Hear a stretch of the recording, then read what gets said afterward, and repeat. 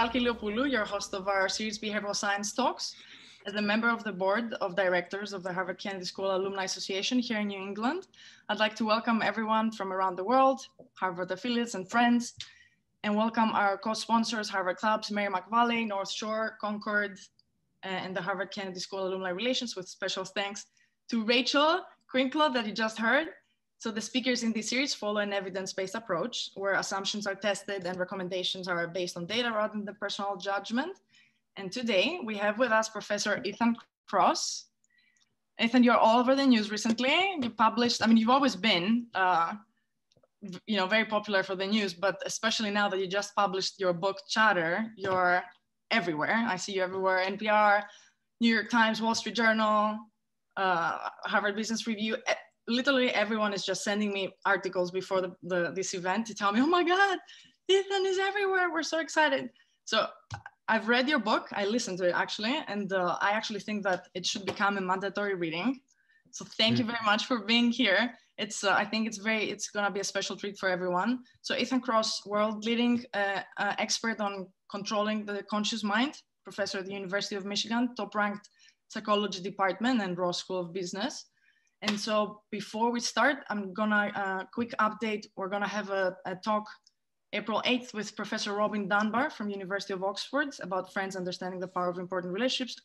I'm gonna post everything so you can register there. And so, all right, just give me a sec because last time I forgot to do it and I just did it. All right, housekeeping. So the way we're gonna do it, we're gonna start part A. We're gonna explain some basic concepts with Ethan. Part B, we're gonna talk about the science. And part C, we'll move to give practical advice and then open it up for Q&A. Thank you for adding your questions beforehand. It really helps focus the questions that I'm gonna ask. So keep them going. Thank you so much. You can keep asking questions in the Q&A throughout. And then at the end, just feel free to raise your hand as well. And I'll give you permission to talk so we can actually hear your question. Just please be brief so we can hear more questions and more answers if possible. All right, so Ethan, thanks so much for being here.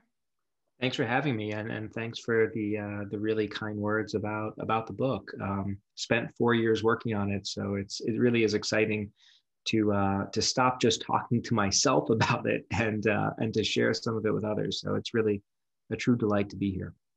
Yeah, you know, I think it's a very important subject and very relevant to nowadays. So I think it's gonna be very helpful for people to get to learn what you're saying. So let's start from the beginning. So what is chatter? Is it what we're saying? Are you hearing voices in your head? Is it daydreaming? What exactly is chatter? So when we experience problems in our life, we often turn our attention inward to introspect, to find solutions to those problems. But as I'm guessing many people on this call have probably themselves experienced, we don't often come up with clear solutions to those issues. We often end up worrying and ruminating and catastrophizing. We get stuck in a negative cycle of thinking and feeling. And that's what chatter captures, that tendency to get stuck in these cyclical loops, negative thought loops that turn our capacity for introspection, which I think is truly a superpower that allows us to do amazing things in this world. It turns that into a curse rather than a blessing that can have really dramatic negative consequences for our health, our relationships, and our ability to think and perform. And so that's what chatter is. It is, I should clarify, not all inner self-talk is chatter. This is really the dark side of using language to reflect on our problems. We often can introspect using language quite effectively. So this is the negative manifestation of that capacity. Perfect. Yeah, and I like this clarification because in your book as well, you say that our inner voice is both a liability and an asset. So chatter is a liability. That's right. And the challenge, you know, I've been talking to a lot of people about this topic. Oftentimes when people are stuck ruminating and worrying, which I think a lot of us have been over the course of the past year, often the desire is to just silence the mind. No more talking to myself, no more language. Let's just be in the moment. as I talk about in the book, I think that would not be necessarily a good thing, because our ability to use language to weigh in our problems lets us do lots of really amazing things. Like take this talk, for example, today. Before this talk, I was in my head imagining what questions you were going to ask me. And then I was rehearsing in my head what I was going to say. A little bit. I didn't want to over prepare, but right, I'm planning. And I'm using language silently to engage in that process. So we don't want to stop talking to ourselves. What we want to do is figure out how to do it more effectively without getting stuck in chatter. And so we all do it. Yeah, well, so we all have an inner voice that now a couple of years ago, there was a bit of a kerfuffle. Is that the right word? Kerfuffle on the internet. Some people said they don't have an inner voice. Let's clarify that. So the inner voice, you could think of this as a kind of Swiss Army knife of the mind. It lets you do lots of different things, and it supports myriad functions. Now, different people may use their inner voice to do some of those things more than others. And so just to give you a few examples to be concrete, let's say I were to tell everyone on this call, I'd ask them to memorize my phone number, 209-0501. It's not my real phone number, my childhood number. You want to see who lives in my childhood house, call it, but won't get me. In any case, repeat that phone number silently in your head right now. Repeat those digits. If you've just done that, you've used your inner voice. So our inner voice at one end of the spectrum is a core feature of our working memory system, a system in the mind that allows us to keep information active in our heads, to rehearse verbal information. And it is absolutely essential, that working memory system, to our ability to navigate the world effectively. It is a core feature of a healthy human mind. So everyone has that capacity. Now, that's not the only way, though, that we can use our inner voice. As I mentioned before, we can use it to simulate and plan. We can also use it to narrate our experiences in the world. Like when things happen, we're constantly trying to make sense of our experiences, and we learn from them in ways that shape our conceptions of who we are. Now, some people may be more likely than others to engage in that manifestation of the inner voice, but we all have one that we use to varying degrees. Do we have a consistent level of chatter? Is each person have a consistent amount of chatter that's happening based on who they are, or is it based on what's happening in their lives? So, I'm a contextualist. I think that we are incredibly flexible and responsive to our environments. And so in general, are some people perhaps more prone to chatter than others? Yes, there are certain environmental experiences and demographic features even that predict higher levels of overall chatter. But what is also the case is that there are chatter profiles, I would argue. So take myself, for example. I'm relatively chatter-free when it comes to lots of things in my life, but there are certain domains that can really elicit chatter within me. Like, for example, I may not worry so much about financial stuff, but when it comes to my kids' health, the slightest little cut or boo-boo, and I'm, reaching for the phone call to call the pediatrician. Not really, I'm exaggerating. But the idea is that there's this profile that characterizes my tendency to experience chatter. And I think that's true for a lot of people. And how about this argument, this debate, the nature vs nurture? What does science have to say nowadays? And is it still a valid question? And what are your thoughts here? Well, it's absolutely the case that there are biological and environmental components that conspire to give rise to this propensity to experience chatter. But the real innovation in the past, I don't know, 10 or 15 years, is that it's not nature versus nurture, but also how they come together and interact. So when I was in school, I learned there's a genetic influence and an environmental influence. And what we now know is that those two influences can mix. And so our experiences navigating the world can actually influence how our genes are expressed. And so the idea here is you could think of our DNA as functioning like a piano. And we all have a very, very similar piano within ourselves with the same keys, but our environment, based on our experiences navigating the world, that influences how the piano is played and what keys get pressed.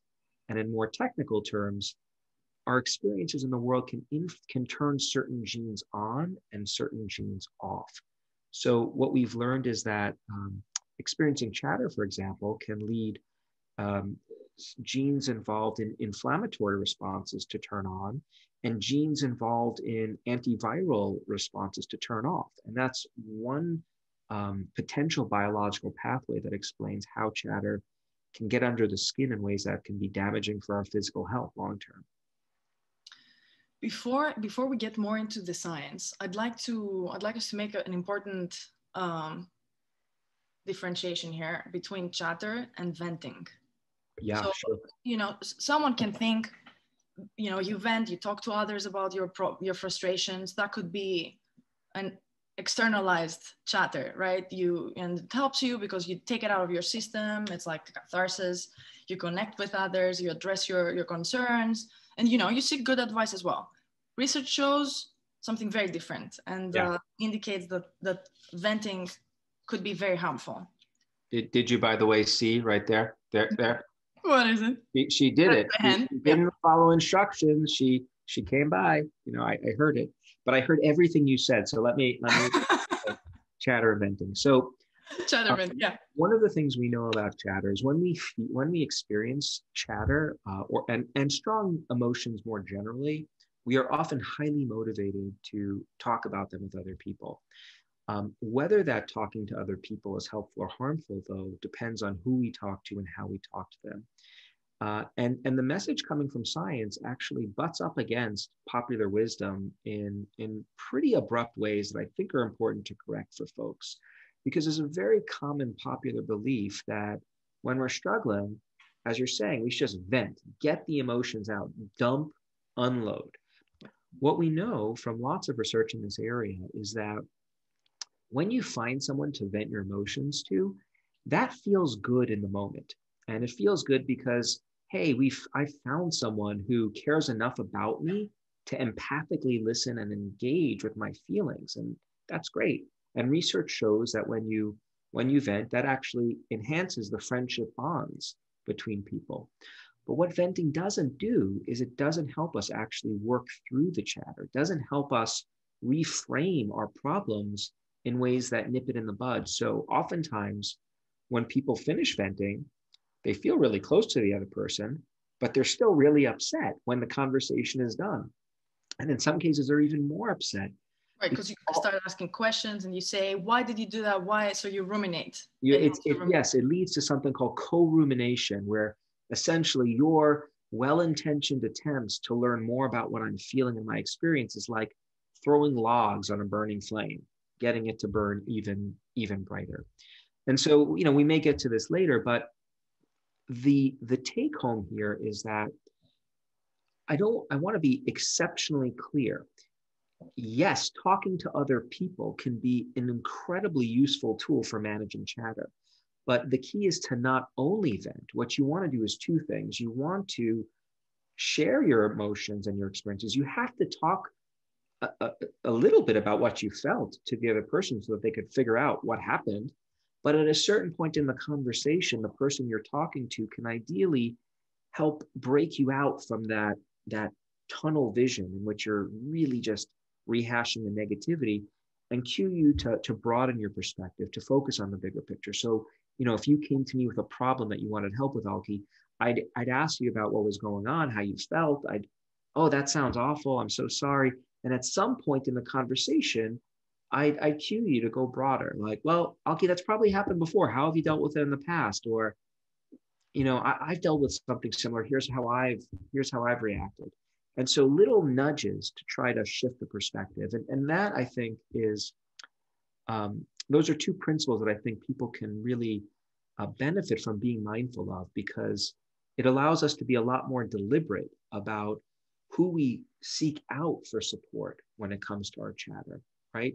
I don't haphazardly just speak to anyone about it. There's some people I know and love, and I think they love me a lot too. I don't talk to them about my chatter because it doesn't help. But there, I have like a few sets of chatter advisors, so to speak, who are really good at doing this. Right. And I go to them. And the flip side is when other people come to me with their problems, I try to do this for them. Yeah. Yeah. And I feel that as well. Sometimes if I consult some friends about something, I feel worse afterwards. My chatter becomes bigger. Yeah. So I know these are not the right people. And there are some other people that help me move on. That's right. And I want, and the other point here that's, I think, so interesting is that part of the reason why I think so many people just get us to keep venting is because we're often, there's a seductive allure to it, right? On the one hand, society tells us, do this. Freud said it. Aristotle said it. Aristotle and Freud were right about many things, not this. Sorry, I'm getting very animated. I almost tipped over the microphone. But the other thing to keep in mind is it does feel good in the moment to start rattling it off and sharing with that other person. So there is that piece of it, and we don't want to get rid of it. We just want to add to that the reframing piece. Right. All right. So let's hear the science behind all this. How long have you been researching? First of all, self-control, right? Because you're an expert in self-control. How long have you been focusing on that? I've been doing it formally for 20 years, and I've been doing it informally for 37 years because, not because I was a prodigy by any means, but just because, my dad was fascinated by this content and has been talking to me about this stuff since I was a little kid, but 20 years in academia. All right. And then how about chatter? When did you start identifying this? That was really from the beginning. So, the etiology, the origin story here is a simple one. When I was a kid, my dad, who was really fascinated by Eastern philosophy, used to always tell me that when you experience a problem, introspect to find an answer and move on. And I did that throughout my childhood and adolescence, and it served me really well. And then I got to college and I took a psychology course, and I learned a lot of people do the exact same thing, but it doesn't help them. It actually backfires. It leads them to ruminate and feel worse. And that to me was fascinating. Why does introspection sometimes lead to solutions, lead to creations and innovation, but in other cases, totally lead to implosions? And I went to graduate school to study that question, and I've continued studying it ever since, while layering on some other stuff in the process. So is that true that you did study? Was he your advisor, the one that introduced the professor that introduced the marshmallow, the famous marshmallow test that delayed gratification? Yeah, Walter Mischel was the marshmallow man, and he was my advisor in graduate school. And it was a real privilege to work with him. And he ended up becoming not just an advisor and mentor, but a close friend and almost family member. So this is one of the most popular, I guess, tests in psychology. Can you tell us briefly what it is about? Yeah, so the marshmallow test, or known more formally as the delay of gratification paradigm, involves it's a way of studying self-control in children. And what it involves is bringing a child into a room and giving them a choice, presenting them with two treats, often marshmallows, but sometimes cookies or pretzels. You find out what the kid likes. And then you say to them, you can have one of these treats whenever you want, or I'm going to leave the room in a little bit. I've got to do some other stuff, and I'll come back later. If you can wait until I come back, you can have both treats. And the child desperately wants to have both treats, but waiting while it's physically in front of them is torturous. I'm being a little bit flippant with my language here. IRB would approve it, but it's not an easy task. And what this does is it provided Walter with a paradigm for examining, well, what makes some kids able to delay their gratification more than others? What are the psychological processes involved? And are kids who are able to wait longer for a second treat, do they possess better self-control, so to speak, than others. And so it really ended up becoming a very influential moment for the science in this area for advancing our understanding of self-control. And so do you have any evidence from kids as well? Is that natural? Does it start in an early age for us? Chatter, you mean? Yeah, chatter, yeah. There's certainly childhood chatter, anxiety and worry is prevalent, can become prevalent and express itself among children. And, in what the book is about, the book is Chatter, my book, is about what chatter is, the science behind the inner voice, and the science behind how we can manage it. And really, I think an incredible story of how we've evolved tools all around us to help us manage this inner voice run amok at times, not just tools that we can use on our own, but tools that we exist in our relationships with other people and in the physical world around us. And the reason I bring this up here is not to promote the book, but really to convey that many of those tools actually work for kids. And so to give you a concrete example of how this plays out with children. So one of the tools that we've done some research on that we find is useful, something called distance self-talk, where you try to coach yourself through a problem like you're talking to someone else, you actually using your own name.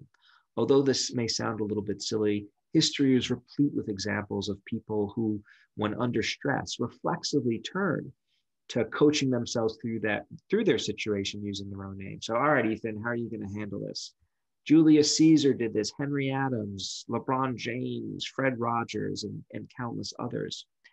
One of the reasons this is helpful is we know that it's a lot easier to coach other people through their problems than it is to advise ourselves. And what we seem to have stumbled onto as a species is the fact that language can provide us with a tool to think about ourselves like another person. So if you think about when we use names, we usually use names when we're thinking about or referring to other people. And so the idea here is that when you use your own name to think about your problems, it's like thinking about someone else's problems. Well, it turns out that this distance self-talk can be useful for kids as well, both in the way that I've just described it, asking a kid to coach themselves through a worrisome task using their name, or there's a supercharged version of this called the Batman effect, where you tell a kid to pretend they're a superhero and coach themselves through the difficult task that they're experiencing using their superhero name. So if it were my daughter really struggling to persevere through her homework, which is really boring and monotonous, pretend you're Wonder Woman. What would Wonder Woman do here? Talk to yourself like Wonder Woman is doing this task. Okay, well, Wonder Woman should do this. And that's a way in which not only does chatter manifest in childhood, but the tools that are useful for combating it can be effective there as well. So, all right. So we have the scenarios. Let's say I'd love us to role play for us a few more situations here. So let's say, we're all in COVID and someone is very stressed. You are very stressed about yourself and about your relatives, and it impacts your productivity. What would you do? Okay, so let me first say one major theme of the book and my research more generally is that there are no magic pills, no single silver bullets.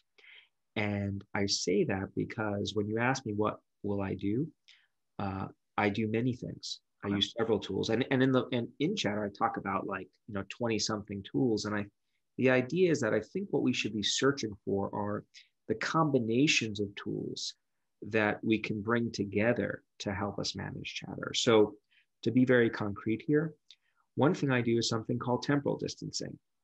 So I travel in time in my mind to the future. I think about how I'm going to feel 5 months from now when I'm vaccinated and most of the country is hopefully vaccinated. And I'm sitting on a beach sipping a pina colada or 3. And this is, in the rear view mirror.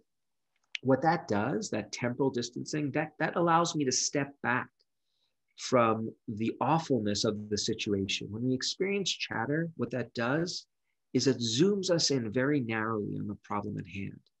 And one natural antidote to that is to take a step back and zoom out. And traveling in time in the way I just described helps me do that. It helps me realize that what I'm going through right now, as awful as it is, it's temporary. It will eventually pass. That gives me hope. And that's a balm for chatter. I also travel back in time. I think about the pandemic of 1918 and how much, much worse that pandemic was to this one. No Zoom, no Uber Eats takeout, right? Not nearly as good healthcare. And guess what? We got through that okay. We didn't just get through it, we thrived once we survived, the roaring 20s and so forth. And so that's another way of putting things in perspective. How about if you came out of a relationship, just ended, and you're now thinking that you're going to be alone forever? Mm-hmm. What do you do? How would you handle that?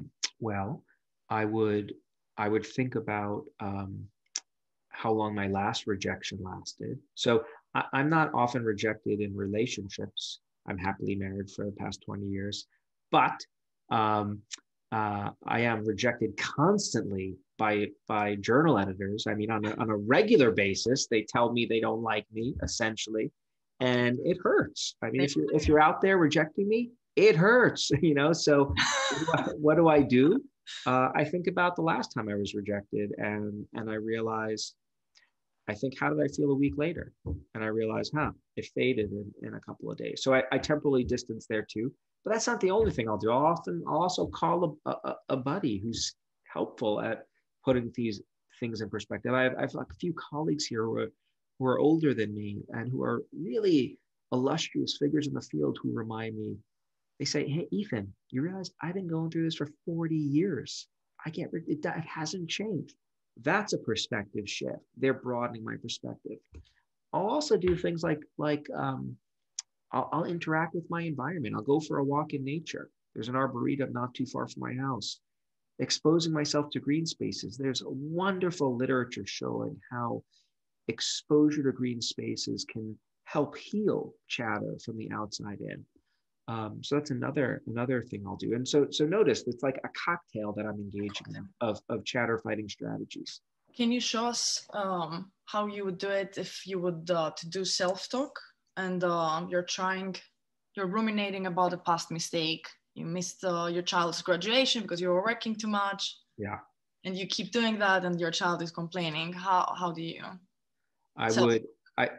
I would do the following, though, with the caveat that I would do this silently, not out loud. Okay. If you do the self-talk out loud, if you do it privately, like no one's listening, fine.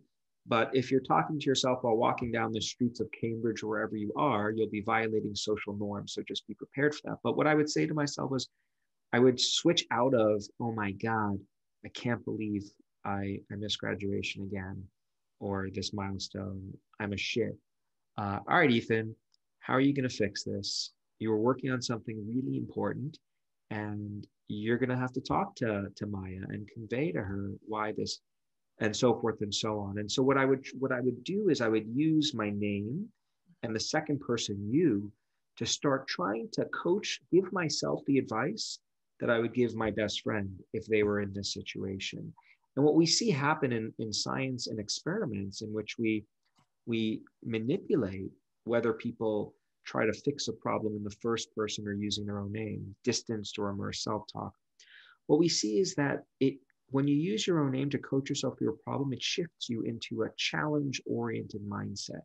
So you're beginning to think about this stressful experience you're having as something that you can, in fact, manage. You can come up with solutions, as opposed to thinking about it as a threat that you can't handle.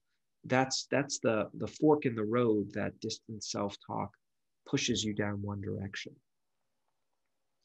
So in more extreme situations, something you can't really change, like a loss of especially unfortunately very relevant with COVID now, like a loss of a spouse, a loss of a child, of a partner, of a parent.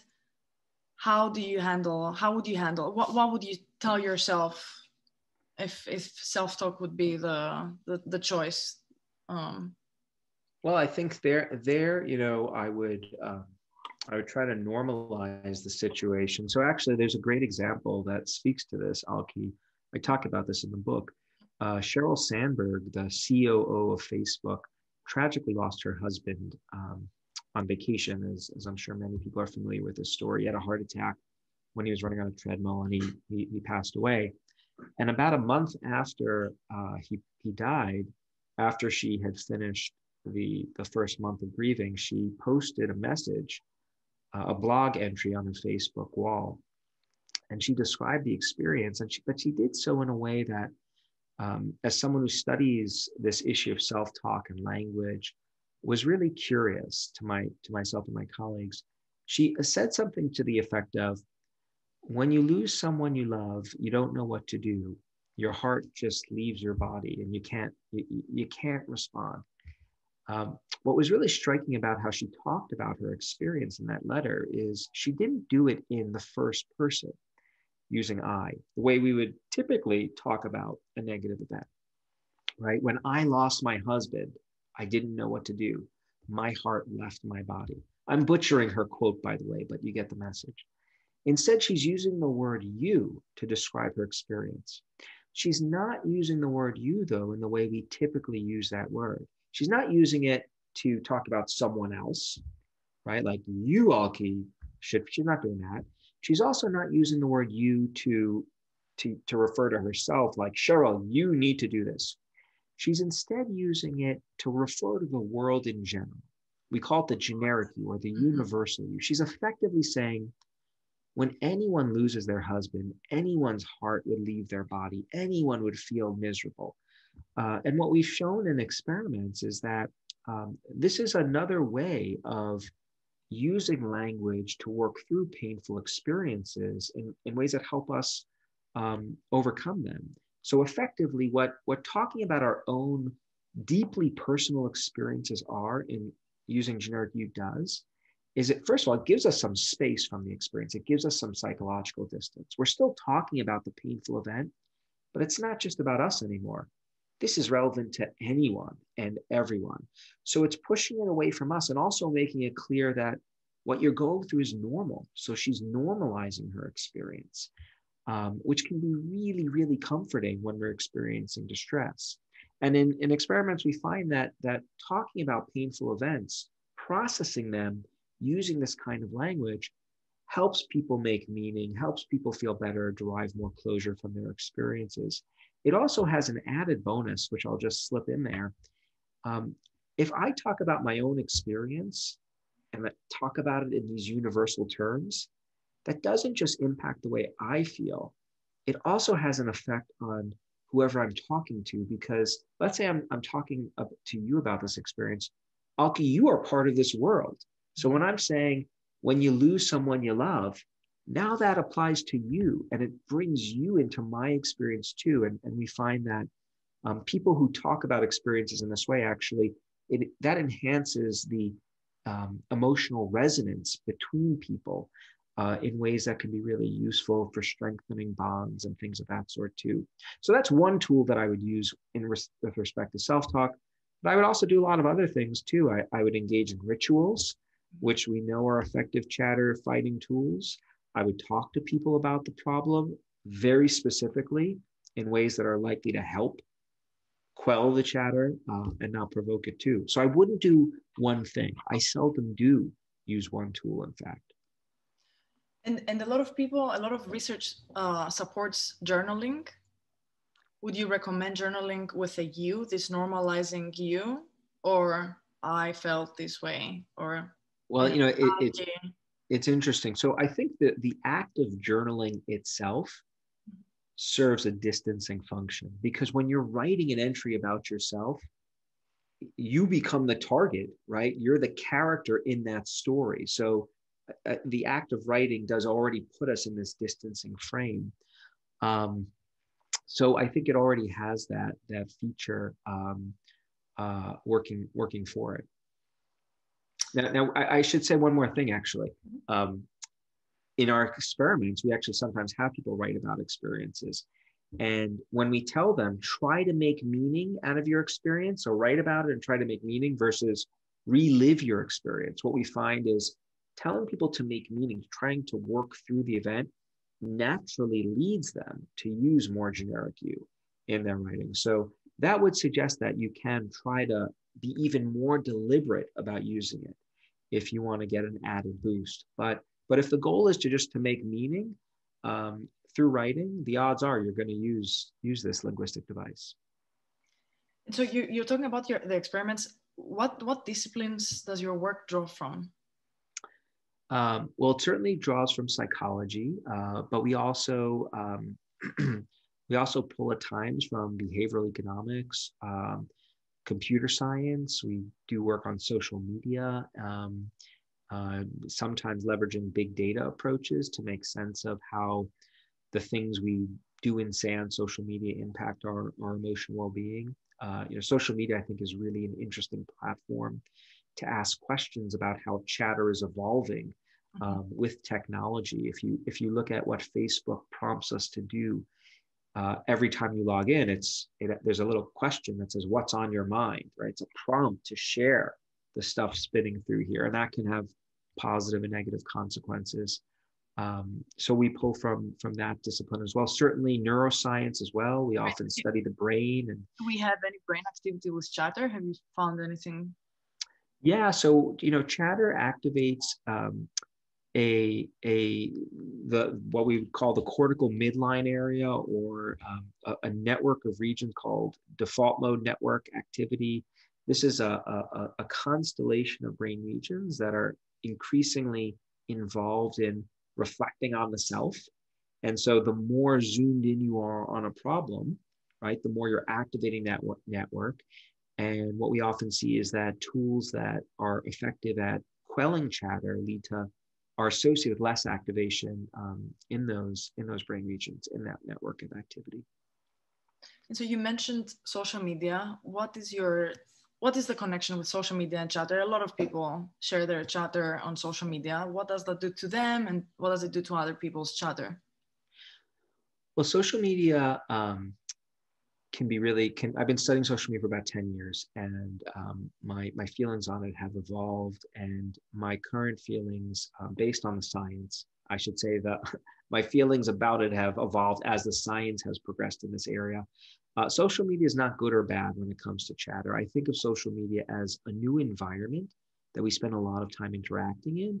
And environments aren't good or bad. It depends on how you navigate those environments. What neighborhoods do you go to, and who do you speak to, and how do you talk, right? That determines whether in the offline physical world, whether we're doing things that are good or bad for us. I'd argue that the same is true on social media. So on the one hand, social media can be harmful. It can promote chatter, and it could do so through a variety of ways. One of the things we know is that social media allows us to curate the way we present ourselves. I had one or two good things happen today and maybe 17 bad things, but I could post about the great thing that happened. And I can do it not in this shirt that has a stain. You can't see it because I position my camera accordingly, but I can get a new shirt, right? And sparkles everywhere and stars. And so we can and we do manage the way we present ourselves to an exceptional degree on social media. And if you are scrolling through the glorified lives of others, decades of research, gives you a prediction about how you're going to feel. You're going to feel envious, which can lead to more chatter over time. And there's a lot of research which supports that idea. It's not true for everyone. There are individual differences, but there is that pull that social media can have on us. So that's one pathway that it can promote chatter. Another really, I think, even more toxic way in which it can promote chatter is through trolling and cyberbullying. One of the things that social media does is it strips away the empathy cues that are present in even this kind of virtual exchange or daily life that constrains our social behavior. So I'm looking right at you, Aki, and if I say something that offends you, I'm going to see that register on your face, right? And that's going to constrain, because I'm not a sociopath. Like, it's going to constrain how I'm going to respond to you. I don't want to hurt your feelings. Empathy is a kind of social glue that keeps our society functioning. You can make the argument that social media strips away that social glue. And so what it means is that when we experience an emotion that we want to express, There are no constraints, or very few, on how we express it.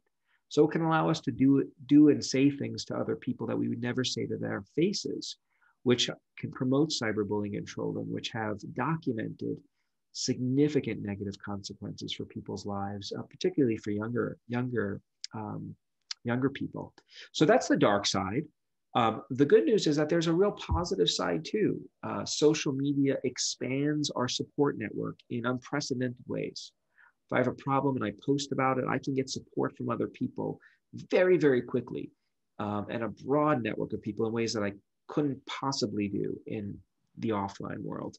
And it also provides us with platforms to help others. And I think we've seen lots of cases of that happening over the years. So the trick to using social media is to, I think, know about the science. What does the science say about the healthy and harmful ways of navigating this space?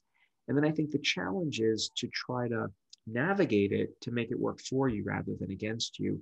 10 years ago, I don't think we had the science to really steer us. I think now we do. We do have enough tips to start using it strategically and to talk to our loved ones to teach them how to do the same. Right, and I'm going to ask a last question before I open it up for people. Feel free to raise your hands and I'm going to go to the questions. This was asked a lot in the questions that people sent before. Can we influence other people's chatter? Yes.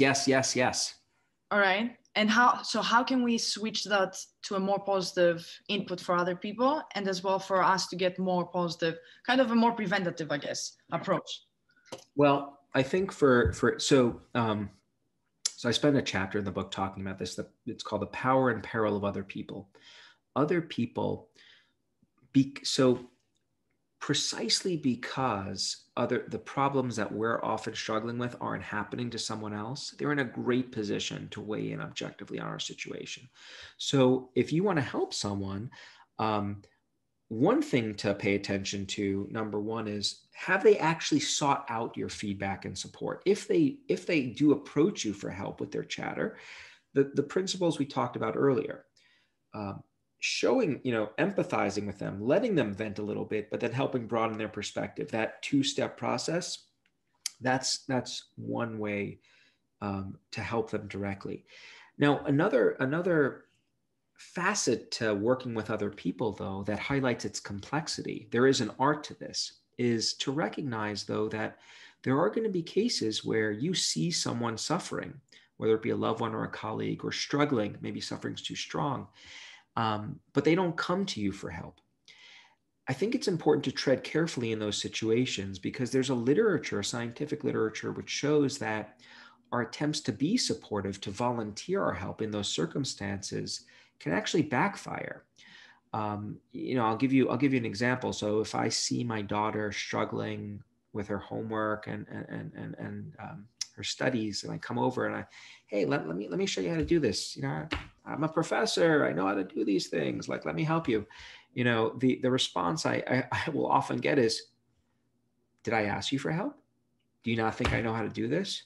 Mom, and it always ends with mom, of course. And then, big trouble. So the idea here is that if you're volunteering your support, if it hasn't been asked for, you're threatening other people's autonomy and sense of self-efficacy. And when that's threatened, it can lead people to become defensive. And there's research which shows that it can backfire.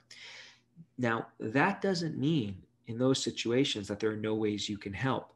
What it means is that you might want to switch into a different mode of helping, which scientists refer to as providing invisible support. So providing support without really drawing attention to the fact that you're doing so. That can manifest in a lot of ways. To give you a few very quick examples, if I see my wife is super stressed about stuff, she's ruminating about things, she hasn't asked me for help, I can do things to try to make her life easier. I can take care of dinner, pick up the dry cleaning without being asked to do so, right? Those are little things that can nonetheless make a difference in her life. I remember interviewing a management consultant for the book who talked to me about when her team was really struggling on an engagement. she went out and got them coffee and lunch without them asking for. It was one less thing they had to worry about. And that alleviated the burden. So that's one form of invisible support. There are other ways you might do it too. Let's say you have you run a lab and you know that some of your students ruminate sometimes. You might say, oh, hey, there's this talk coming up on this interesting topic. Why don't we go watch it? And so what you're doing there is you're trying to get the information, but again, without shining the spotlight on people's vulnerabilities. So those are a couple of things. There are other things you could do to help too. Sometimes things is also like an affectionate touch or embrace when it's appropriate can be really powerful as well. So there are lots of ways we can actually help others. And I think it's a vitally important thing to be mindful of and to try to do. Perfect. Thank you, Ethan. I'm going to go to the questions for the Q&A. I don't have a hand raised, but feel free to do that. First question. Well, just Robert, I just saw you raising your hand. That was quick. You're first. I'm going to go first to the written one and then go to give you permission to talk. So the question is, do introverts have more chatter? Do introverts have more chatter? I'm not aware of data suggesting that have linked that particular trait with chatter. We tend to see links more with things like neuroticism than introversion. So no, I don't know off the top of my head of data that supports that. Doesn't mean it doesn't exist, but you're not familiar with it. Yeah. All right, Robert, I'm gonna give you permission to talk. And so you have it right now. And if you could, Robert, put your picture on. I'd love to see your face if you could. I don't know if that's technically possible. But if Rachel has it. No, that's okay. But thank you. Here's my question. Well, I have multiple questions, but to be fair, how do you talk? My experience is when people are having chatter, sometimes I call them narratives, and I myself am one of the worst ones for that. I try to follow some of the learnings that I got from the happiness trap or some of my meditation practice. So they're saying, the first step is just to acknowledge the feelings and the thoughts, but then distance yourself a little bit and become curious. Are these feelings right? Are they the truth? Am I just overreacting? And getting a little distance so that you can get to a more skillful action once you calm down. Mm-hmm. But the response sometimes can be, you're not validating the truth in my pain. I want you to solve it. And I see this in myself. I've had this experience too, when I am under pressure, and this process of distancing myself from my own feelings and my own narratives, it's almost a way of not validating. And, we all, when we feel pain, we feel it very raw, and we want somebody to solve the pain. And the answer of this may just be chatter or narratives. And I'm not saying that they're true or not true, but can we get some distance from it? How do you do that without people feeling like you've not listened? I'm so glad, Robert, you raised this question. And it really emphasizes why there's a need to really do the validation plus the distancing component or perspective broadening component too. I use the shorthand in the book of, I'm a Star Trek fan, science-fi guy. Like the emotion, you want the emotion of Kirk and the intellect of Spock. People can get people can be insulted if you immediately, if you came to me for help and I just started giving you advice. Well, here's what you need to do, Robert. Like, think about it this way. That can be dismissive precisely because you're not honoring their experience. So you do want to have that empathic connection that says, look, I hear you. I've been there. It's awful. It makes sense that you're feeling this way. So you do want to do that work, but at a certain point, then layer in that distancing piece. And there's an art to doing this. There's an art to doing it because Some people may need you to do a little bit more validation than others. And so you got to feel this out for different people. And it also may depend on how raw the emotion is. We know that in the immediate aftermath of a negative experience, people need more time before they're ready to jump into that cognitive mode of intervention. But I think the key is to be aware that it's not either or, it's both the emotion and the cognition. And I think what I'm hearing from your question is that appropriately, when it's just the cognitive stuff, that's not sufficient. And I think that makes a lot of sense. And so, Ethan, to just follow up on that, if you're at that stage that it's very raw still, does it make sense to self-talk just by giving positive reinforcement without giving advice?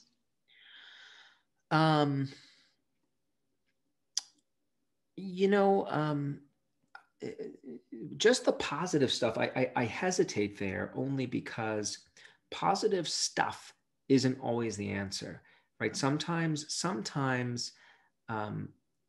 we often don't want to have any negative thoughts. That's a popular cultural belief right now, but I think it's a potentially damaging one in the sense that oftentimes what we see in our studies when people are dealing with really stressful experiences and we have them coach themselves well through the problem, like through distant self-talk, if you look at what people are saying to themselves, it's not like the verbal equivalent of a warm cup of tea and a hot scone. Sometimes you have that, but more often than not, it's, all right, you got to rise to the challenge and you got to do it. Like when I do this to myself, the person I challenge, I often channel is my high school wrestling coach. Like this was not a particularly warm and compassionate individual, but it was someone who really believed in me and supported me and was stern. So, it's not necessarily about just shifting positive, although certainly recognizing that what you're going through is part of humanity and that we share this. Like there's no question that, what some describe as the reverse golden rule, the golden rule is treat other people like you'd want to be treated. Well, treat yourself like you treat other people. Like that can be, of course, very powerful. But there are other layers to it as well. All right, question from Ali Monroe, and then Steve Watkins. I'm gonna give you permission to talk. Ali is asking, are there any gender differences in self-talk from what you're finding from your work? So there is a gender difference with women being more, tend to show more signs of higher levels of chatter than men on the whole. I always feel the need to qualify that gender difference by saying don't worry, like there are plenty of vulnerabilities that men score higher on than female. So it all balances out in the end. But there is a propensity for females to show higher levels of chatter. That has to do with the experience, but what we consistently see when it comes to the tools is we don't see gender differences in the efficacy of those tools. So although women might be more prone to having chatter experiences than men, the tools seem to work equally well for both genders in general. All right, Steve. I can see a face. It's not live, but it's better than letters. Hello, Steve. You look very happy. You're muted, Steve. Take your mute off, please. There we go. Can you hear me okay? Yep. Now we can hear you, yeah. Okay, great. I'm not sure what picture you're looking at, but I'm glad I'm happy. Thank you, Alkin. Thank you, Ethan. My question's only going to really apply if you're familiar at all with the work of Eckhart Tolle. Are you? A little bit, I am, yes. Okay, well, he talks about the brain's incessant stream of consciousness and that we are not our thoughts, and that a key to, and he goes in a real spiritual direction real fast, a key to being, mentally grounded, spiritually aware is quieting that internal incessant dialogue. And it's similar to yours, but from a different approach and going in a different direction. And so I actually just wanted to see if you could comment on any sort of comparison or contrast with the work of Eckhart Tolle, and if you found that, and how you found his work to be. So it's predicated on you knowing it pretty well. So if not, then my question doesn't apply. But that's no. Let me jump in, Steve, because I'm glad you asked it. I am familiar with it. There's the zeitgeist right now, and it has been this way for the past several years, is that we should be in the moment as much as possible. And with that, I think comes the idea of quieting that inner stream. I actually am not an advocate of that approach. I'm not an advocate because, for one, I think it works against the way the human mind evolved. We did not evolve to always be in the moment. To be clear, being in the moment can be great, but we evolved to be able to travel in time in our heads. We spend between 1/2 and 1/3 of our waking hours not in the moment, traveling through time, thinking about the past, thinking about the future. And I'd argue, as others have too, that this is a superpower. Think about what that allows us to do. We can savor the past. We can fantasize about the future. We can plan for the future. We can learn from our mistakes. So in my mind, the challenge is not to figure out how to shut that down, and I should say a lot of that time we spend traveling and time is spent in verbally, talking to ourselves. We don't want to shut that down. We want to figure out how to travel in time more effectively. So, again, to be clear, there can be real benefits that we derive from being in the moment. But if the goal is to always be in the moment, I think that is a very, very, it's a high bar. I don't know that it's attainable, nor do I think it's something that we should actually strive to attain. All right, and with that, Ethan, thanks so much for helping us travel in time more effectively. Well, thanks for having me. Really fun. Time flew, and I wish we had more of it. So thanks for doing this. Thank you, everyone, for being there. It was very hard to decide what to ask you because it's super interesting. So highly recommend everyone the book. Thanks for joining. Bye, everyone. Have a good one. Bye. Bye.